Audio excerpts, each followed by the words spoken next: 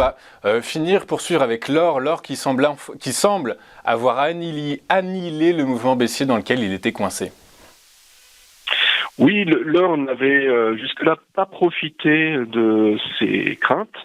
Et là, la situation est en train de s'inverser. Alors, il y a deux raisons.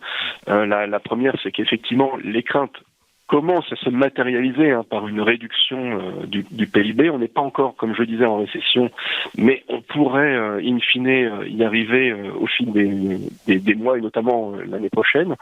Par contre, et c'est la deuxième un petit peu raison, on a aussi pas mal pâti sur le secteur, notamment des cryptos, et donc tous ces supports alternatifs sont en train vraiment de perdre de leur crédibilité, et donc ça profite à l'or qui est de nouveau valeur de refuge, tout comme l'était le dollar américain précédemment. Oui, et donc on a une rotation de cette valeur de refuge, le dollar qui change de paradigme, on en avait parlé sur votre antenne notamment au début de semaine, et les cryptos qui vraiment laissent la place désormais au refuge ultime qui reste l'or. Oui, tout à fait, vous avez raison. Effectivement, on en parlera un peu plus tard de ce scandale, qui secoue le monde des crypto-monnaies. Après, si je voulais être taquin, Benoît, je vous dirais oui, mais alors les investisseurs particuliers qui étaient sur les cryptos, à 80%, ils ont perdu toutes leurs économies. Du coup, ils ne pourront pas investir sur l'or. Du coup, l'or va latéraliser. Mais en fait, non.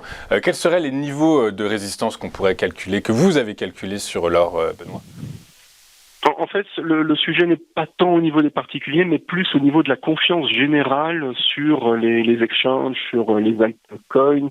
Le Bitcoin reste quand même une valeur robuste et qui va traverser certainement toutes les tempêtes, mais il y a tout un écosystème à côté entre guillemets de Web 3.0 qui désormais fait qu'on est beaucoup plus prudent, que l'on soit d'ailleurs un particulier ou que l'on soit une institution financière qui commençait petit à petit à rentrer dans ce monde. Donc désormais, on revient sur des valeurs refuges, j'ai envie de dire, historiques et robustes comme l'or. C'est ça, et plus alors classique. Les niveaux Oui, je vous écoute, on vous écoute.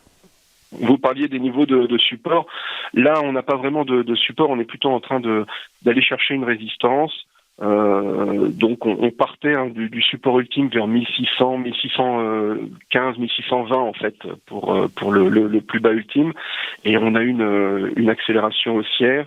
Donc là désormais c'est plus un point haut que l'on est en train d'essayer de travailler, et donc un retour vers le entre guillemets un début de haut range qui pourrait s'afficher vers les 1800, les cours actuels. Donc il y a tout un monde entre ces deux bornes.